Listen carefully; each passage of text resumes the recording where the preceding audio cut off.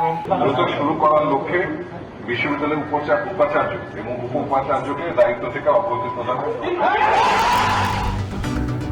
উপাচার্য ও উপ উপাচার্যের অব্যাহতিতে কুয়েটে উৎসবের আমেজ। শিগগিরই সার্চ কমিটি গঠন করে নতুন নিয়োগ।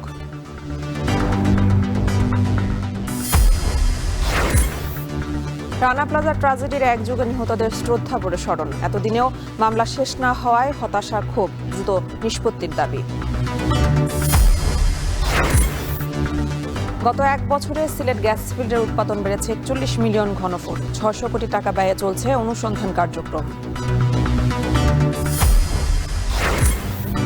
কুমিল্লার 14 উপজেলায় আলুর বাম্পার ফলন, দাম না পেয়ে লোকসানের কৃষক। সিন্ডিকেটে হিমাগারে সংরক্ষণে নেই সুযোগ।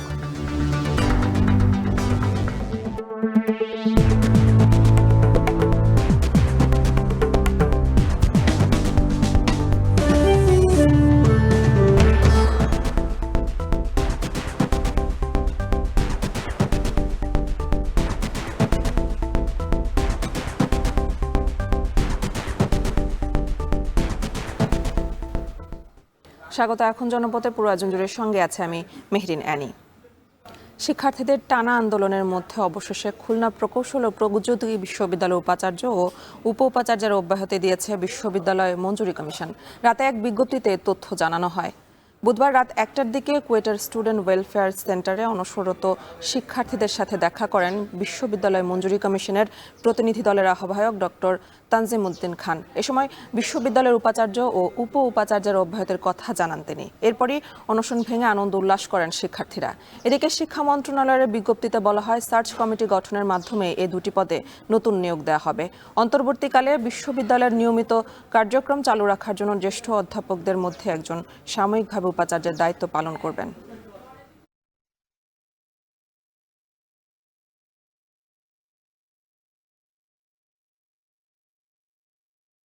খুলনা প্রকৌশল ও প্রযুক্তি বিশ্ববিদ্যালয়ে সাম্প্রতিক ঘটনাবলীর পরিপ্রেক্ষিতে সংকট নিরসন এবং শিক্ষা কার্যক্রম দ্রুত শুরু করার লক্ষ্যে বিশ্ববিদ্যালয়ের উপাচার্য এবং উপ উপাচার্যকে দায়িত্ব থেকে অব্যাহতি প্রদান করতে ভিসির অব্যাহতিতে কুয়েটে দিনব্যাপী রয়েছে আনন্দ মিছিল সহ বিভিন্ন কার্যক্রম। এ নিয়ে আরও জানাতে কুয়েট ক্যাম্পাস থেকে যুক্ত হচ্ছেন সহকর্মী রামিম চৌধুরী। রামিম, দাবি আদায়ের পর এখন ক্যাম্পাসের পরিস্থিতি কেমন জানাবেন? এছাড়া আর শিক্ষার্থীদের কি কি কর্মসূচি রয়েছে? খুলনা প্রকৌশল প্রযুক্তি বিশ্ববিদ্যালয়ে দীর্ঘদিন পরে কিন্তু এখন আমরা দেখছি যে স্বস্তি ফিরে এসেছে। আজকে সকাল থেকেই কিন্তু এখানকার শিক্ষার্থীরা যারা রয়েছেন তারা কিন্তু বেশ উল্লাস করেছেন। গতকাল রাত থেকেই কিন্তু এই উল্লাসের যে কার্যক্রম সেটি শুরু হয়েছে। আমরা দেখেছি যে এখানে কিন্তু আজকে সকালেও দেখেছি যে দুর্বার বাংলা চত্বরে এখানে বেশ কিছু শিক্ষার্থীরা এখানে এসেছিলেন এবং তারা কিন্তু পতাকা উড়িয়ে এই উল্লাস করেছেন।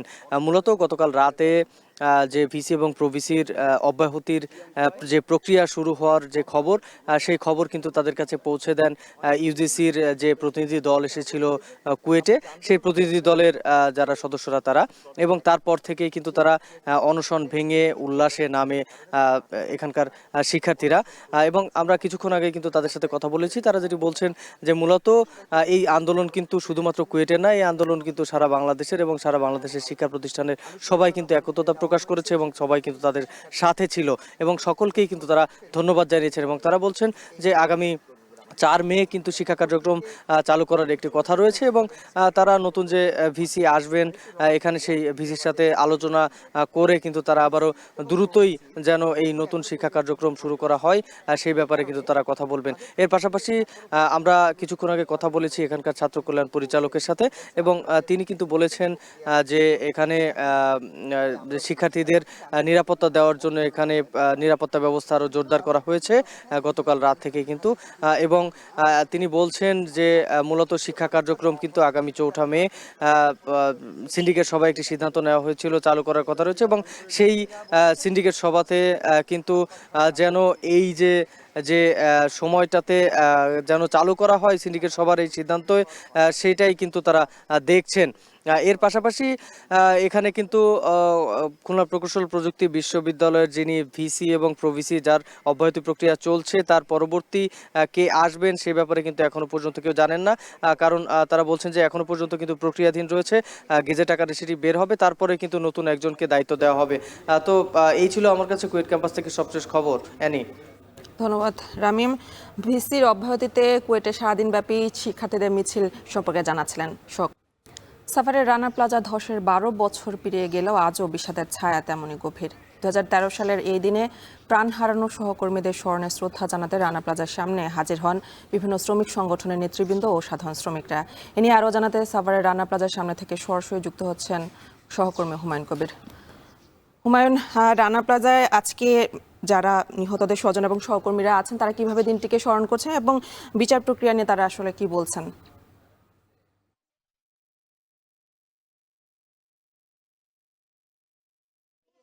আমি রয়েছে এই মুহূর্তে রানা প্লাজার সামনে। আমার পেছনে দেখতে পাচ্ছেন বিভিন্ন সংগঠনের নেতৃবৃন্দ কিন্তু তারা এখানে রানা প্লাজায় 2013 সালে রানা প্লাজা দুর্ঘটনায় যে নিহত শহীদ যারা হয়েছেন, যারা আহত হয়েছেন তাদের শ্রদ্ধা জানাতে কিন্তু এই রানা প্লাজার সামনে অস্থায়ী বেদিতে কিন্তু বিভিন্ন শ্রমিক সংগঠনের নেতৃবৃন্দ এসেছেন এবং সকাল থেকে কিন্তু আমরা দেখেছি এখানে আহত শ্রমিক যারা রয়েছেন এবং নিহত পরিবারের যারা সদস্য রয়েছেন তারা কিন্তু এখানে অস্থায়ী বেদিতে ফুল দিয়ে আসলে শ্রদ্ধা জানাতে এসেছেন। তারা কিন্তু করছেন যারা নিহত হয়েছে,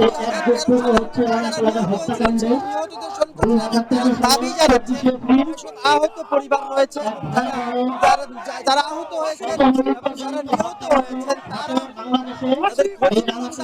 এবং তারা বলছেন এই রাষ্ট্র ঘোষণা করার জন্য কিন্তু বলা হচ্ছে শ্রমিকরা এবং বিভিন্ন শ্রমিক সংগঠনের যারা নেতৃবৃন্দ রয়েছেন তারা কিন্তু রাত শোক ঘোষণা করার জন্য বলছেন এবং তারা বলছেন যারা আহত পরিবার রয়েছে তাদের চিকিৎসা নিশ্চিত করা এবং রানা প্লাজার যে রানা সহ আরো যারা অপরাধী রয়েছে তাদের বিচার নিশ্চিতে রাষ্ট্র সহ সংশ্লিষ্ট যারা রয়েছেন তারা যাতে এগিয়ে এসে বিচার নিশ্চিত করেন। এছাড়াও কিন্তু আমরা দেখেছি এখানে অনেক আহত পরিবারের সাথে কথা বলেছি এবং অনেক নিহত পরিবারের সদস্য যারা রয়েছে তাদের সাথেও কথা বলছি।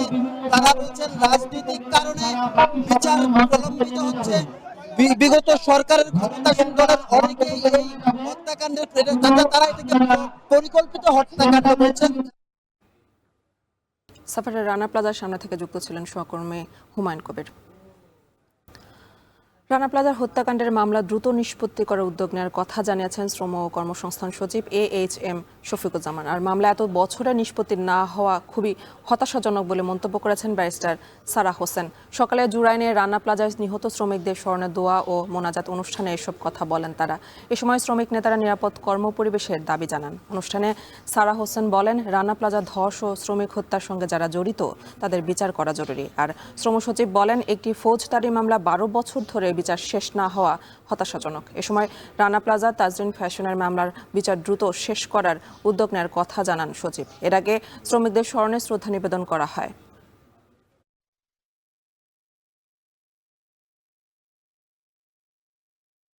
রানা প্লাজা ভবন ধস কেন ঘটলো সত্য উদ্ঘাটন আমরা করতে চাই। শুধুমাত্র কয়েকজনকে সাজা দিলে চলবে না, আমাদের বুঝতে হবে যে কেন এই ঘটনা ঘটলো এবং এরকম এইভাবে একটি ভবন তৈরি করা, সব ধরনের আইন উপেক্ষা করা, তাদের পেছনে কারা ছিল, কেন এই ধরনের অবহেলা হলো, কোন কোন কর্তৃপক্ষ এটার সাথে জড়িত ছিল সেটা আমাদের জানা দরকার। একটি ক্রিমিনাল কেস 12 বছর ধরে চলছে। এখানে 450 না 494 জন সাক্ষী। এটা তো আপনার সমস্ত ঘটনা, এটি কি প্রমাণের কোনো কিছু রাখে? যতগুলো মামলা এই রানা প্লাজা রিলেটেড আছে এবং এরপরে তাজরিন ফ্যাশন রিলেটেড যেগুলো আছে, এই মামলাগুলো একটু আমরা যদি সেন্সিটিভ এবং টপমোস্ট প্রায়োরিটি হিসেবে ধরি এবং এটা আমার মনে হয় যে একটা সেন্সিটিভ মামলার লিস্টে এনলিস্ট করে যে 1 বছর পরে এখানে আবার আমরা আসব, তখন যেন আমরা বলতে পারি যে এই 1 বছরে 12 বছরে যেটুকু হয়নি এই 1 বছরে এতটুকু অ্যাচিভমেন্ট হয়েছে। শুধু স্মরণে কি সীমাবদ্ধ রানা প্লাজার ট্র্যাজেডি? কারণ 1100-র বেশি শ্রমিকের মৃত্যুর এই ঘটনায় এখনও মেলেনি বিচার। এখনও উপেক্ষিত শ্রম অধিকার যা আন্দোলন ও আইনি প্রক্রিয়ায় নিশ্চিত করার তাগিদ শ্রমিক নেতাদের। শ্রম সংস্থার কমিশন বলছে, জাতীয় ইস্যুতে পরিণত হলে দ্রুততম সময়ে সম্ভব রানা প্লাজা দুর্ঘটনার বিচার। আরও জানাচ্ছেন মাছার ইমন। এই ধ্বংসস্তূপের চিত্র এক যুগ আগের। ঝুঁকিপূর্ণ রানা প্লাজা ধসে প্রাণ হারিয়েছিলেন 1100-র বেশি শ্রমিক। এত ভয়াবহ শিল্প দুর্ঘটনা কমই হয়েছে পৃথিবীতে। এক যুগ পেরোলেও এখনও বিচার শেষ হয়নি কলঙ্কিত এই অধ্যায়ের। দীর্ঘ প্রক্রিয়ার বেড়াজালে ঘুরপাক খাচ্ছে রানা প্লাজা ঘটনায় দায়ের করা মামলাগুলো। এখনও তাই বিচারের অপেক্ষায় দিন গুনছেন ভুক্তভোগীরা। আমাদের দাবি আমরা সুবিচার, আর রানা প্লাজা সকল ভাই বোনদের পূর্ণবাসন আর এক জীবনের ক্ষতি করুন আমরা চাই। আমাদের কিন্তু আমরা ওষুধ খেলে এবং তোমার ওষুধ ভালো হবে না, তার সাথে কিছু খাইতেও হবে। রানা প্লাজার বিচার কৌশলে বিলম্বিত করা হচ্ছে অভিযোগ করে শ্রমিক নেতারা বলছেন, আন্দোলন ও আইনি প্রক্রিয়ার মাধ্যমে বাস্তবায়ন করতে হবে শ্রম অধিকার। কোনো শ্রমিক মৃত্যুর পরে তার পরিবার অসহায় না হয়, কোনো শ্রমিক আহত হলে সে পঙ্গু হয়ে ভিক্ষুক না হয়, এবং আমাদের এখানে আইনে নিহত হলে এবং আহত হলে ক্ষতিপূরণের ব্যাপার আছে, কিন্তু পুনর্বাসনের বিষয়টা এখন আমরা আইন অন্তর্ভুক্ত করতে পারি নাই। আন্দোলন এবং আদালত দুইটার একটা সমন্বিত উদ্যোগে আমরা শ্রমিকদের অধিকারটা প্রতিষ্ঠা করব। রানা প্লাজার ঘটনার পরে 12 বছরে দোষীদের শাস্তি হয়নি, ক্ষতিপূরণের মানদণ্ডের কোনো উল্লেখযোগ্য পরিবর্তন হয়নি, এবং একই সাথে আমরা দেখতে পাই রানা প্লাজার সামনের যে জায়গাটা সেটা যেমন একটা ধ্বংসস্তূপ ছিল, এখন সেটা একটা নর্দমায় পরিণত হয়েছে। পুরো ঘটনার সত্য উদ্ঘাটন করা, আইনি সহায়তা দেয়া সহ বিচারের কাজে জটিলতাগুলো সমাধানে জোর দেন আইনি সহায়তা প্রতিষ্ঠান ব্লাস্টের সম্মানীয় নির্বাহী পরিচালক ব্যারিস্টার সারা হোসেন। তিনি আরো বলেন, শ্রমিকদের ক্ষতিপূরণের বিষয়টিও আইনি কাঠামোতে আনা প্রয়োজন। রানা প্লাজা ভবন ধসটা ঘটলো কেন, এটা তো আমাদের বুঝতে হবে। এটা শুধু একজন এখানে দায়ী না, অনেকে এটার সাথে জড়িত, এবং কেন সেই কারণে সেই বিল্ডিংয়ের মধ্যে যারা অবস্থান করতো, যারা যাওয়া আসা করতে প্রতিদিন, তাদের মধ্যে আবার সবাই কিন্তু আবার নিহত হয়নি। শ্রমিকরা অধিকাংশ নিহত হয়েছেন, যাদেরকে বাধ্য করা হয়েছে কাজে যেতে। কারা তাদেরকে বাধ্য করলো, তাদেরকে কীভাবে আইনের মধ্যে নিয়ে আসা হয়েছে, এই বিল্ডিংটা কারা অনুমোদন করলো, সেটা তো কোনো ব্যক্তি মালিকানার কোনো কথা না, এখানে আসছে না। সরকার বা রাষ্ট্রের কোনো কর্তৃপক্ষের সাথে জড়িত ছিল, সেই বিষয়গুলো নিয়ে কিন্তু আমরা এখন পর্যন্ত কোনো সুরাহা পাইনি। রানা প্লাজার বিষয়টিকে জাতীয় ইস্যুতে রূপান্তরের কথা বলছেন শ্রম সংস্কার কমিশনের প্রধান সৈয়দ সুলতান উদ্দিন আহমেদ। বলেন, জাতীয় ইস্যুতে পরিণত হলেই দ্রুততম সময় হবে বিচার কাজ। রানা প্লাজার যদি বিচার আমরা না করতে পারি, তাহলে এই প্রশাসন চলতে থাকবে, এবং এটি কোনো শুধুমাত্র একটা কারখানার বিষয় না বা 10টা কারখানার বিষয় না, এটি একটি জাতীয় ইস্যু। পৃথিবীতে এই ধরনের দুর্ঘটনা যেখানেই ঘটেছে তারা এটিকে জাতীয় ইস্যু হিসেবে নিচ্ছে, এবং তার ওইটাকে কেন্দ্র করে জাতীয় একটা আপনার উন্নয়নের রূপরেখা তৈরি হয়েছে সেখানে, কিন্তু আমাদের এখানে কিন্তু সেটা হয়নি। রানা প্লাজার ঘটনার পরও রাজধানী সহ দেশের বিভিন্ন স্থানে ঘটেছে ভবন ধসের ঘটনা। প্রাণও হারিয়েছেন সাধারণ মানুষ। ভবন নির্মাণ ও ব্যবহারের ক্ষেত্রে তাই সচেতনতার পাশাপাশি আইন প্রয়োগে কঠোর হওয়ার দাবি সংশ্লিষ্টদের। মাঝার ইমন, এখন, ঢাকা। গত এক বছরে সিলেট গ্যাসফিল্ড লিমিটেড ছাড়িয়ে গেছে উৎপাদনের লক্ষ্যমাত্রা। এ সময় উৎপাদন বেড়েছে 41 মিলিয়ন ঘনফুট। আগামীতে উৎপাদন আরও 130 মিলিয়ন বাড়িয়ে জাতীয় গ্রিডে দৈনিক 265 মিলিয়ন ঘনফুট গ্যাস সরবরাহের আশা কর্তৃপক্ষের। এই লক্ষ্যে প্রায় 600 টাকা ব্যয়ে কয়েকটি অনুসন্ধান কূপ ও ওয়ার্কওভারের কাজ চলমান। গুলজার আহমেদের প্রতিবেদন, ছবি তুলেছেন সেলিম মিয়া। সিলেটের হরিপুর দেশের প্রথম গ্যাস ক্ষেত্র। 1955 সালে আবিষ্কৃত হওয়ার পর থেকেই জ্বালানি চাহিদা পূরণে নিত্য নতুন সংযোজন ঘটাচ্ছে গ্যাস ক্ষেত্রটির পরিচালনাকারী প্রতিষ্ঠান সিলেট গ্যাসফিল্ডস লিমিটেড। সর্বশেষ গ্যাস ক্ষেত্রটির 10 নম্বর কূপে তেল আবিষ্কৃত হয়, কিন্তু একই কূপে গ্যাসেরও সন্ধান পাওয়ায় তেলের জন্য নতুন কূপ খননের সিদ্ধান্ত নিয়েছে কর্তৃপক্ষ। সিলেট 10X নামে কূপটির উন্নয়ন কাজ ইতিমধ্যেই শুরু হয়েছে, আর 10 নম্বর কূপ থেকে ভবিষ্যতে পাওয়া যাবে দৈনিক 20 মিলিয়ন ঘনফুট গ্যাস। সিলেট 10-এর পাশাপাশি 10X একটা কূপ ওখানে হবে। ওখানে যে টার্গেট ছিল আমাদের 3300 মিটার, সেই জায়গাটাতে আমরা অনেক কমপ্লেক্সিটির কারণে 10-এ আমরা যেতে পারিনি, কিন্তু এটাতে আমাদের সেই যাওয়ার টার্গেটটা রয়েছে।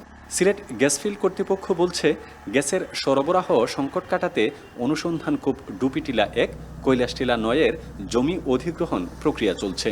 পাশাপাশি নতুন কূপ রশিদপুর 11, 13 এবং সিলেট 11 কূপের উন্নয়ন কাজও চলছে সমানতালে। ডুপিটিলা 1 এবং কৈলাসটিলা 9 এটা নিয়ে কিন্তু একটা খনন প্রজেক্ট চলমান আছে।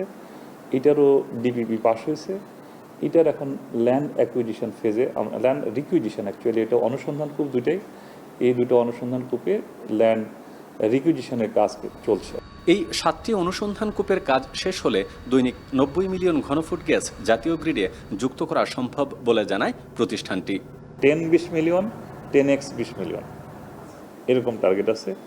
সিলেট 11 এটার টার্গেট আছে 10, ডুপিটিলা 1 এবং কৈলাসটিলা 9 এটাও 10-10-20, তারপরে রশিদপুর 11, রশিদপুর 13 এগুলোতেও 10-10-20, মানে এইরকম আমাদের টার্গেটগুলো আছে। এছাড়াও কৈলাসটিলা 1, বিয়ানীবাজার 2, রশিদপুর 3 ও 7 নম্বর কূপের ওয়ার্কওভারের কাজ চলছে। কাজ শেষ হলে আগামী বছরের মধ্যেই আরও 40 মিলিয়ন ঘনফুট গ্যাস সংযোজন হবে জাতীয় গ্রিডে। কৈলাসটিলা 7 চলছে এবং বাকি 3টা পর্যায়ক্রমে চলবে। এছাড়াও আরেকটা কূপের ওয়ার্কওভার আমাদের হবে, সেটা হচ্ছে রশিদপুর 7, এটা একদম সবার শেষে, এই 4টা শেষ করার পরে গিয়ে ওইটা করবো, এই ধরনের একটা প্ল্যান আমাদের আছে। 5 বছর আগের তুলনায় সিলেট গ্যাস ফিল্ডের উৎপাদন সক্ষমতা বেড়েছে 3.2 গুণ। প্রতিষ্ঠানটি বর্তমানে 15টি কূপের মাধ্যমে বার্ষিক 37,919 মিলিয়ন ঘনফুট গ্যাস জাতীয় গ্রিডে সরবরাহ করছে। একই সাথে যোগান দিচ্ছে 38,672 ব্যারেল কনডেনসেট ও এনজিএল। গুলজার আহমেদ, এখন সিলেট। চট্টগ্রামের সড়কে ব্যাটারি চালিত রিকশা বন্ধে এবারও কঠোর নগর পুলিশ। প্রতিদিন অভিযান চালিয়ে জব্দ করা হচ্ছে শত শত রিকশা। এ নিয়ে জানাতে নগরের বড়পুল থেকে যুক্ত হচ্ছেন সহকর্মী ফয়সাল করিম। ফয়সাল, আপনি জানাবেন এখন পর্যন্ত অভিযানে কি পরিমাণ ব্যাটারি চালিত রিকশা জব্দ করা হয়েছে এবং পুলিশ কি বলছে এই বিষয়ে? চট্টগ্রামের চকবাজারে খালে পড়ে যে শিশু নিহতের ঘটনা, সেই ঘটনার পরেই আবারও নড়েচড়ে বসেছে আইন শৃঙ্খলা বাহিনী বা পুলিশ এবং প্রশাসন। আমরা দেখছি যে এরপর থেকে গত 1 সপ্তাহ ধরে অভিযান জোরদার করা হয়েছে। পুলিশ হার্ডলাইনে যাচ্ছে এবং নগরের বিভিন্ন মোড়ে মোড়ে আমরা দেখছি যে অভিযান চলছে। বিশেষ করে গতকাল আমরা দেখেছি যে বেশ কয়েকটি চার্জিং পয়েন্টে তারা অভিযান চালিয়েছে এবং গতকাল পুলিশের সাথে এই ব্যাটারি রিকশা চালকদের এক ধরনের সংঘর্ষের ঘটনাও ঘটেছে নগরীর চাঁদগাঁও এলাকায় এবং সেখানে 10 জন আহতের ঘটনা আমরা শুনেছি। এবং যেটি দেখেছি আসলে এই যে ব্যাটারি রিকশা যারা চালাচ্ছেন তাদের অধিকাংশই কিশোর এবং বেকার, নয়তো অনেক যারা অন্য পেশার লোকজন, তারাই কিন্তু মূলত এটিতে আসছেন এবং অদক্ষ যারা চালক তারাই এটি চালাচ্ছেন এবং যে কারণে দুর্ঘটনা নিয়মিত ঘটছে। এবং আমরা দেখছি যে আসলে পুলিশ কিন্তু বিভিন্ন মোড়ে মোড়ে অভিযান চালাচ্ছে। আজকে চট্টগ্রামের বড়পোলে অভিযান চালানো হয়েছে এবং প্রায় 8টি তারা ব্যাটারি অটো রিকশা জব্দ করেছেন এবং এই গাড়িগুলো আসলে জব্দ করার পর এক ধরনের তারা রিসিট দিচ্ছেন, যেটি হচ্ছে আসলে জব্দ করার রিসিট, বা তারা যেটি বলে থাকেন টো করা, এবং টো করে এটি নিয়ে যাওয়া হচ্ছে ডাম্পিং সাইটে। সেখান থেকে 10 বা 20 দিন পরে গিয়ে একটি জরিমানা দিয়ে এটি ছাড়িয়ে আনছেন যারা চালক বা মালিক আছেন তারা। তো আসলে এটি বন্ধ করার কথা বলা হলেও এটি মূলত যেটি আইন, এটি নিয়ে কোনো নির্দিষ্ট আইন না থাকার কারণে কিংবা বিআরটি এর কোনো রেজিস্ট্রেশন নাম্বার না থাকার কারণে এটির বিরুদ্ধে নির্দিষ্টভাবে কোনো ব্যবস্থা নেওয়া যাচ্ছে না এবং প্রতিবারই এটি জব্দ করার পর মালিক বা চালকরা এটি গিয়ে ছাড়িয়ে আনছেন, পরবর্তীতে তারা আবার কিন্তু সড়কে নামছেন।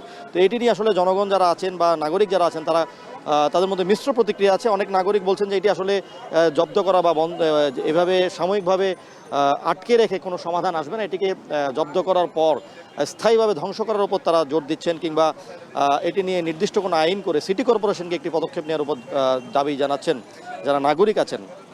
আর পুলিশ বলছে যে আসলে তারা এটিকে জরিমানা এবং নিয়মিত মামলা দেওয়ার মাধ্যমে এটিকে নগরী থেকে তারা উচ্ছেদ করবেন এমন একটি বিশ্বাস। তবে আসলে আমরা যেটি বাস্তবে দেখছি যে আসলে গত 7 থেকে 8 মাসে অনেক অটোরিকশা কিন্তু জব্দ করা হয়েছে, কিন্তু তারপরও নগরী জুড়ে এটির যে চলাচল সেটি থামছে না, দৌরাত্ম্য থামছে না।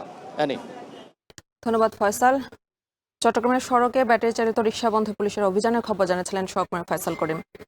কক্সবাজার মহেশখালী নৌপথে আধুনিক সি ট্রাক এসটি ভাষা শহীদ জব্বার আজ থেকে নিয়মিত যাত্রা শুরু করবে। এই কার্যক্রমে উদ্বোধন করেছেন নৌপরিবহন উপদেষ্টা। এর মধ্য দিয়ে মহেশখালী দ্বীপের মানুষের যাতায়াতে যুক্ত হচ্ছে নতুন গতি। এ নিয়ে আরও জানাতে সরাসরি যুক্ত হচ্ছেন সহকর্মী মনতোষ বিতর্ক। মনতোষ, আপনি জানাবেন সি ট্রাকটি দিনে কত যাত্রী পরিবহন করবে এবং ভাড়া কত নির্ধারণ করা হয়েছে?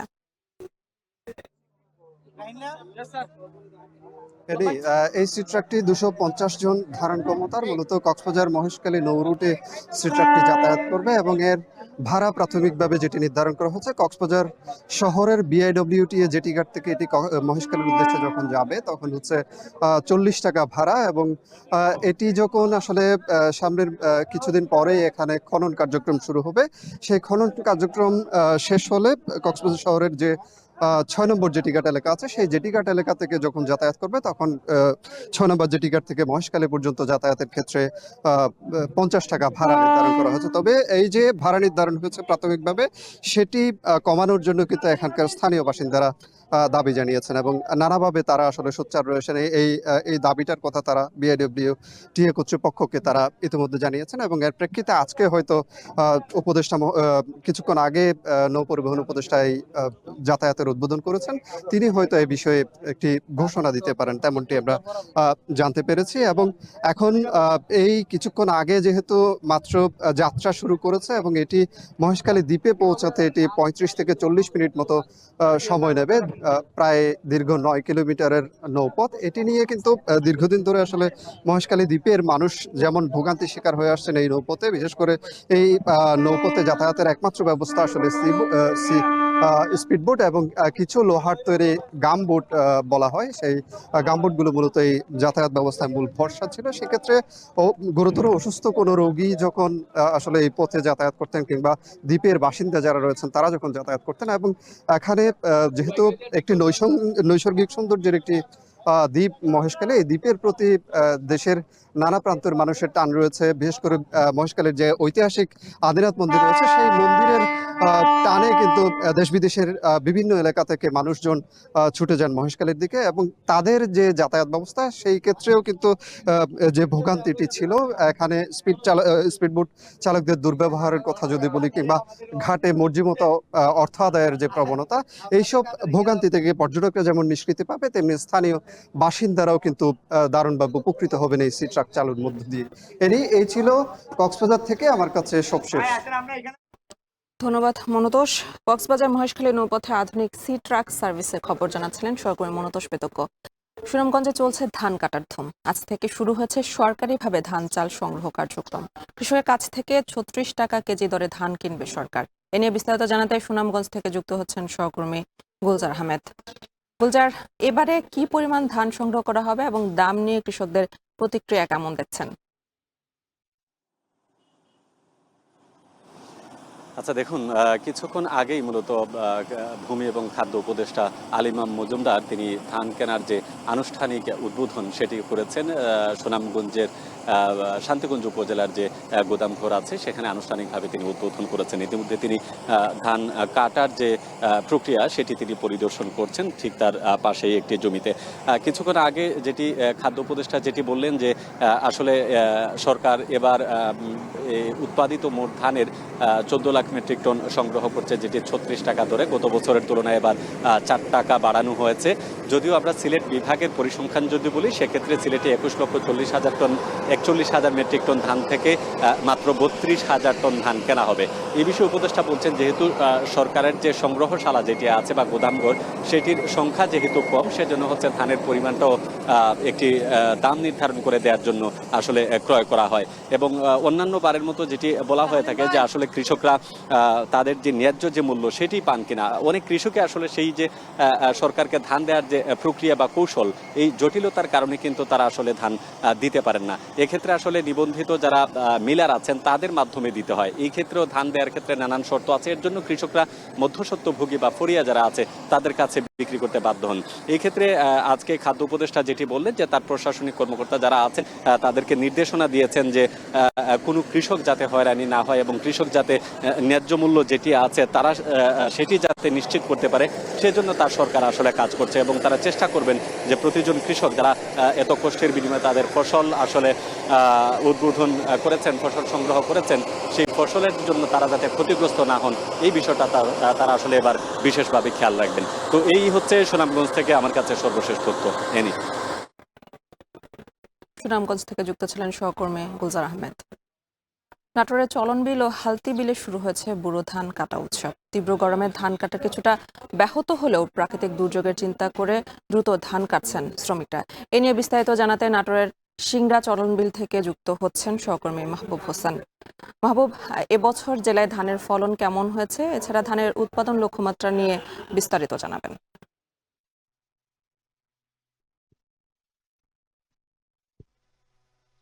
জি অ্যানি, আপনি জানেন যে শস্য ভাণ্ডার খ্যাত এই যে নাটোরের চলন বিল এবং যে হালতি বিল, এখানে প্রচুর পরিমাণে যে বোরো ধান সেটি কিন্তু উৎপাদন হয়। আপনি যেমনটি বলছিলেন যে এবছর কিন্তু চলন বিলে একটি বাম্পার ফলনের কথা বলছে কৃষকরা যেটি বলছে যে তারা ইতিমধ্যে যে ধান কাটাই মারাই সেটি কিন্তু শুরু করেছেন। তবে এই কাটার সাথে যারা যুক্ত, এটি কিন্তু নাটোরের যে আশপাশের যে বিভিন্ন জেলা রয়েছে, পাবনা, সিরাজগঞ্জ, নওগাঁ সহ আরো যে বিভিন্ন জায়গা থেকে কিন্তু তারা এই শ্রমিকরা এখানে কাটতে আসেন। তবে এখন যে অবস্থা দেখছি যে বোরো ধানের, সেটি হচ্ছে যে কৃষকরা বলছেন যে তারা গত বছরের তুলনায় এবছর কিন্তু ভালো ফলন পাচ্ছে। ফলন বলতে তারা যেটি বলছে যে 24 থেকে 25 মণ বা 26 মণ হারে কিন্তু তারা বিঘা প্রতি এই ফলন পাচ্ছে। আর এই ফলন পাওয়ার কারণে কিন্তু গত বছর তারা যে ফলনটা কম হয়েছিল সেটি কিন্তু এবার তারা পুষিয়ে নিতে পারবে। তারা এটিও বলেছে যে এবছর কিন্তু যেহেতু সারের দাম সহ অন্যান্য যে দাম ছিল সেটি কিন্তু বৃদ্ধি পেয়েছে, সে কারণে কিন্তু খরচটা বেশি পেয়েছে এবং বর্তমানে কিন্তু যে কাঁচা ধান রয়েছে সেটি কিন্তু বিক্রি হচ্ছে প্রায় 1500 টাকা মণ। এতে করে কৃষকরা বলছে যে অন্তত লস না হলে তারা কিন্তু লাভের আশা করছেন এবং সরকারের যে ধান ক্রয়ের যে সিদ্ধান্ত সেটি যদি শুরু হয় তাহলে ধানের যে দামটা সেটি কিন্তু আরো বেশি পাবে। তবে আপনাকে আরেকটু জানিয়ে রাখি যে হালতি বিলের কিছু এলাকায় কিন্তু যে শিলাবৃষ্টির কারণে কিন্তু ফলনের কিছুটা বিপর্যয় ঘটেছে। এটি চলন বিলের আরেকটি অংশ। তবে এই চলন বিলের কিছু এলাকায় কিন্তু যে এই যে ঝোড়ো বৃষ্টি, ঝোড়ো হাওয়া এবং ঝোড়ো যে হয়েছিল তার কারণে কিন্তু ধানটা পড়ে গেছে। এই ধান পড়ে যাওয়ার কারণে কিন্তু শ্রমিকরা যারা ধান কাটতে আসছেন এখানে, তাদের কিন্তু ধানটা কাটতে কষ্ট হচ্ছে। তারা যে হয়তো দিনে 5 থেকে 6 বিঘা ধান কাটতে পারে, সেখানে কিন্তু তারা 2 থেকে 3 বিঘা ধান কাটতে পারছেন, কারণ এই ধান পড়ে যাওয়ার কারণে তাদের কষ্ট হচ্ছে ধান কাটতে। এতে করে ধান কাটারও যে খরচ সেটি কিন্তু অনেকটাই বৃদ্ধি পেয়েছে এবং অনেকেই যারা শ্রমিক রয়েছেন তারা আমাদেরকে যেটি জানিয়েছেন যে তারা আগের তুলনায় কিন্তু এই বছর তারা কিন্তু অনেকটাই কমও পাচ্ছে, এমনটি তারা জানিয়েছেন। আর ধানের উৎপাদন কিন্তু এবছর যেহেতু ভালো হওয়ার কারণে কৃষি বিভাগ যেটি বলছে যে তারা 4,15,000 যে ধান উৎপাদন যে লক্ষ্যমাত্রা ধরেছে সেটি হয়তো পূরণ হবে, হয়তো এটি আরো বেশিও হওয়ার তারা আশা করছেন। এবং এবছর নাটোরে কিন্তু প্রায় 70,000 হেক্টর জমিতে কিন্তু বোরো ধান রোপণ করা হয়। এখন এই চলন বিল এবং হালতি বিলে কিন্তু একটি উৎসব মুখর পরিবেশে কিন্তু এই ধান কাটা শুরু হয়েছে। এবং যারা আপনাকে একটু আরো জানিয়ে রাখি যে এই যারা ধান কাটার শ্রমিকরা রয়েছেন তারা কিন্তু বছরের যে খোরাক সেটি কিন্তু এই চলন বিলে ধান কাটতে আসেন এবং এই কাটার পরে তারা যে ধান পান সেটি কিন্তু তাদের চলে। এবং সব মিলে যদি বলি, আবহাওয়া যদি ভালো থাকে হয়তো আগামী 1 মাসের মধ্যে এই চলন বিলে পুরো ধান তারা কৃষকরা ঘরে তুলতে পারবেন। তো রানী, এই ছিল নাটোরের চলন বিল থেকে ধান কাটা নিয়ে সবকিছু। নাটোরে ধান কাটা উৎসব জানাচ্ছিলেন সহকর্মী মাহবুব হোসেন। নদী ভাঙন আর উজানের ঢলে সৃষ্ট বন্যায় কুমিল্লার বুড়িচং সহ প্রায় 14টি উপজেলার ব্যাপক ক্ষতি হলেও এবারে সেখানে আলুর ফলন ভালো হয়েছে। কিন্তু সিন্ডিকেটের কারণে হিমাগারের সংরক্ষণের সুযোগ না থাকায় কম দামে আলু বিক্রি করতে বাধ্য হচ্ছেন কৃষক। এমনকি উৎপাদন খরচও উঠবে না বলে দাবি কৃষকের। খালেদ সাইফুল্লাহর প্রতিবেদনে বিস্তারিত। বন্যা পরবর্তী আলুর ভালো ফলনে লাভের আশা করেছিলেন বুড়িচং উপজেলার মিথলমা গ্রামের আনোয়ারা বেগম। তবে তার সেই আশার গুড়েবালি। 1.5 মাস আগে মাঠ থেকে আলু তুললেও এখনো স্তূপ করে রেখেছেন রাস্তার ধারে। বড় পলিথিনে ঢেকেই করতে হয়েছে সংরক্ষণ, যাতে সামান্য বৃষ্টিতেই পচনের আতঙ্কে দিন কাটছে আনোয়ারার। গতবার 1400-1500 পর্যন্ত গেছে আলু মন, আর এইবার এই মুনির দাম দেওয়া হয় না, এজন্য 800-900 টাকাতে কামলা দিয়ে বাইতেনছি, এটার দাম দেওয়া হয় না এক মন আলু।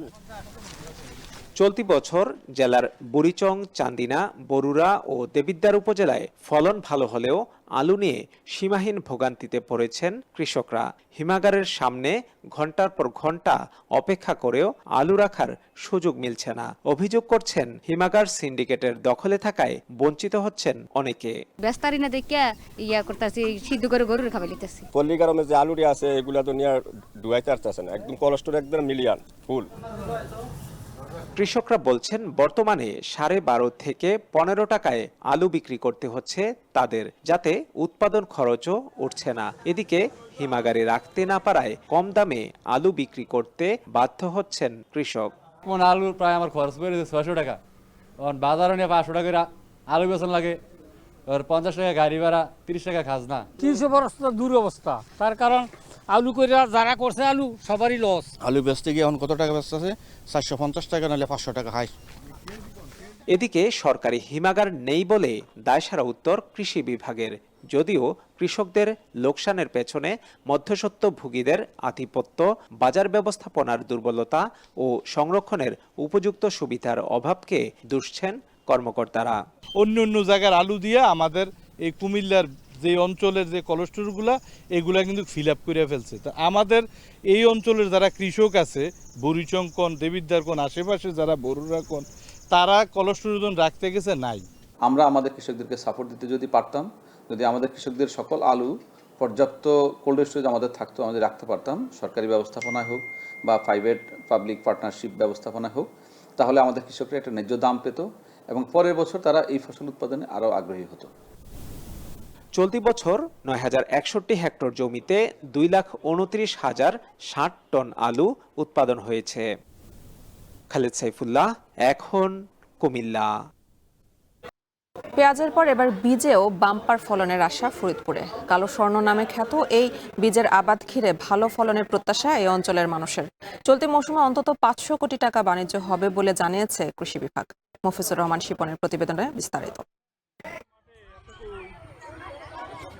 দেশের দ্বিতীয় বৃহত্তম পেঁয়াজ উৎপাদনের জেলা ফরিদপুর। জেলার বিস্তীর্ণ মাঠে পেঁয়াজের সাদা ফুল এখন রূপ নিয়েছে ধূসর সোনালী বর্ণে। তা থেকে সংগ্রহ চলছে বীজ। ফলে মাঠে ব্যস্ত সময় পার করছেন কৃষক, কৃষানি সহ বীজ সংগ্রহে নিযুক্ত শ্রমিকরা।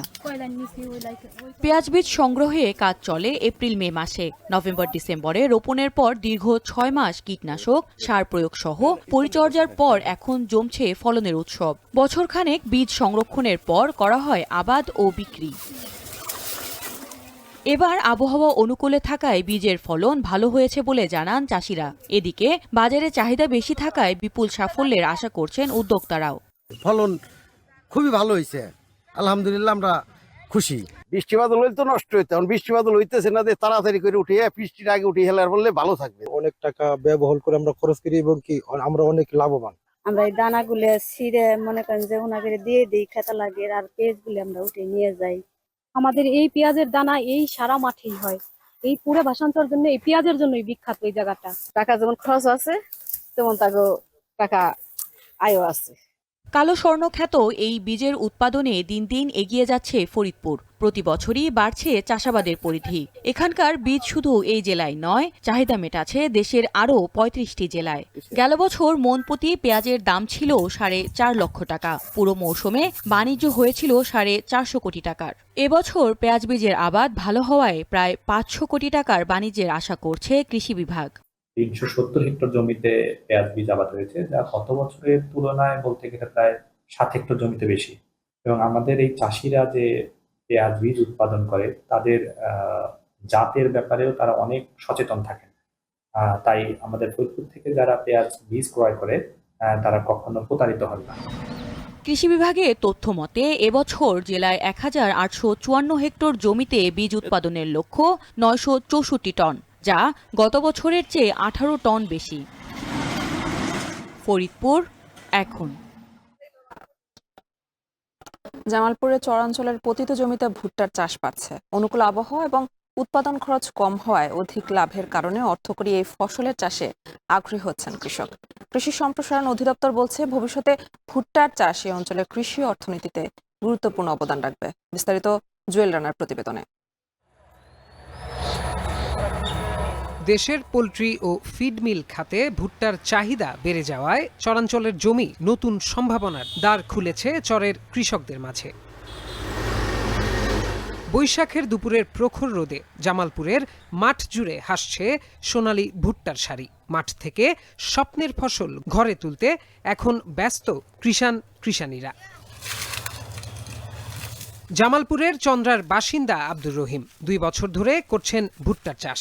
বাজারে ভুট্টার ব্যাপক চাহিদা থাকায় ভালো লাভের কথা জানান তিনি।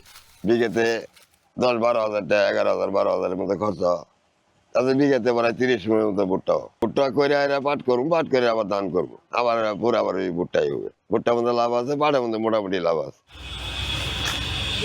শুধু আব্দুর রহিম নন, কম খরচে অধিক লাভ এবং বর্ষার আগেই ফসল ঘরে তোলার সুযোগ থাকায় এ অঞ্চলের অনেক কৃষক এখন ঝুঁকছেন ভুট্টা চাষে। বর্তমানে আমরা ভুট্টা চাষাবাদ করতেছি, ভুট্টার ফলন আমাদের বেশি এবং খরচও কম। বড় বড় পাড়ি আহে আইলে আর ওর কাছে আমি বিক্রি করি, মোটামুটি আর কি সংসার ভালোই চলে। খরচ 20,000, বেচছি 43,000, ধানের চেয়ে ফসল বেশি পাইছি। স্থানীয় কৃষি কর্মকর্তা জানালেন, ভুট্টার উৎপাদন বৃদ্ধির লক্ষ্যে মাঠ পর্যায়ে কৃষকদের পরামর্শ দেওয়া হচ্ছে। জামালপুরের চর এলাকাগুলোতে ভুট্টার আবাদ হওয়ায় চরাঞ্চলের জমিগুলো ব্যবহৃত হচ্ছে, সেই সাথে কৃষকের আর্থসামাজিক উন্নয়ন হচ্ছে। ভুট্টার উৎপাদন খরচ কম, সেই সাথে বাজার মূল্য ভালো থাকায় ভুট্টার আবাদ দিন দিন বৃদ্ধি পাচ্ছে। পতিত জমিতে নতুন সম্ভাবনার অর্থকরী ফসল হিসেবে এ অঞ্চলের অর্থনীতিতে গুরুত্বপূর্ণ ভূমিকা রাখবে ভুট্টা, এমনটাই মনে করছে কৃষি বিভাগ। এখন জামালপুর। জীবনের ঝুঁকি নিয়ে নদী ও সমুদ্রের উত্তাল মোহনায় পুরুষের পাশাপাশি মাছ শিকার করে জীবিকা নির্বাহ করে পটুয়াখালীর অনেক নারী। কিন্তু জেলের স্বীকৃতির পাশাপাশি পুরুষরা সরকারি নানা সুবিধা পেলেও বরাবরই বঞ্চিত হয়ে আসছেন নারীরা। তবে শিগগিরই বৈষম্য দূর করে মান্তা সম্প্রদায়ের নারীদের জেলে সুবিধার আওতায় আনা হবে বলে জানান স্থানীয় মৎস্য কর্মকর্তারা। জসিম পারভেজের তথ্য ও ছবিতে বিস্তারিত।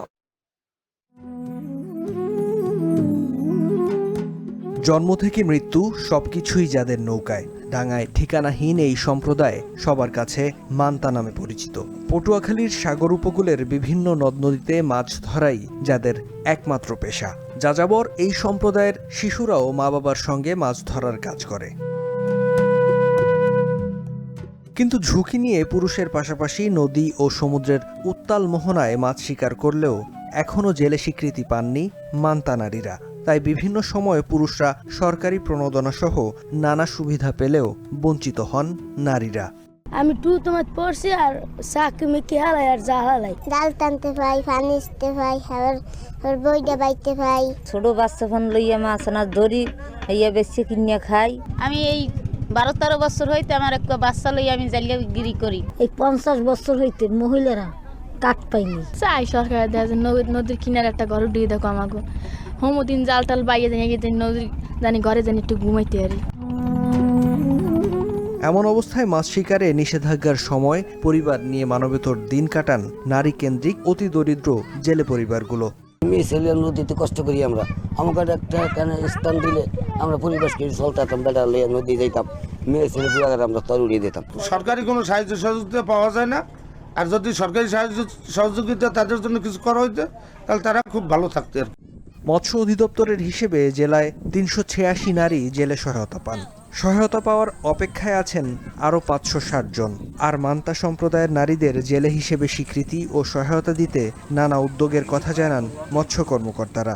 নাগরিক হিসাবে মৎস্য অধিদপ্তর তাদেরকে সমানভাবে সম্মান জানাবে, সমানভাবে সহযোগিতা করবে এবং তাদের আর্থিক এবং সামাজিক উন্নয়নের জন্য আমরা মৎস্য অধিদপ্তর সর্বান্তকরণে তাদের সাথে কাজ করে যাব। নারী মৎস্যজীবী মানুষ বোঝে না, কিন্তু এরা তো সম্প্রদায়গতভাবে এরা এই পেশায় জড়িত, তাদেরকে আমরা আসলে এখন তালিকাভুক্ত করতে চাই এবং তাদের জন্য বিশেষ কর্মসূচি নিতে চাই।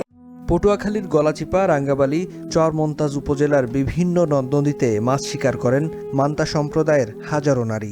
জন্মসূত্রে বাংলাদেশি এই নারীদের স্বীকৃতি দেওয়ার পাশাপাশি নিশ্চিত জীবন ধারণে সরকারিভাবে কার্যকর পদক্ষেপ নেয়ার দাবি সংশ্লিষ্টদের। এখন পটুয়াখালী।